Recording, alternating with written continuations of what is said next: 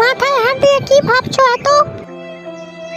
ভাবছি গো গিন্নি, এইভাবে তো আর ঘরে বসে থাকলে কিছু হবে না, একটা কাজ খুঁজতে হবে। সে হয় নয় তুমি পরে খুঁজবে, আগে বলো আজকে কি রান্না করব। ঘরে তো একটুকু চালও নেই।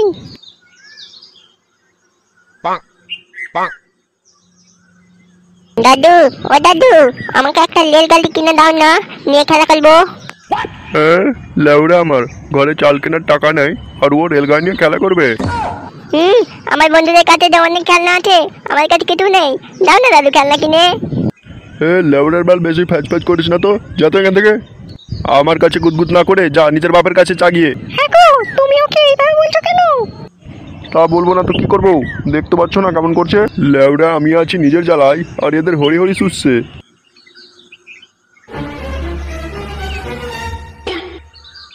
ও বাবা, তাড়াতাড়ি 100টা টাকা দাও তো, আমার খুব দরকার। কি হয়েছে, 100টা টাকা নিবি? শুয়ারের বাচ্চাগুলো, আমি কি এখানে দেহ ব্যবস্থা করছি নাকি? হেট লেউড়া, শান্তিতে যে একটু ঘরেতে থাকবো তার উপায় নেই।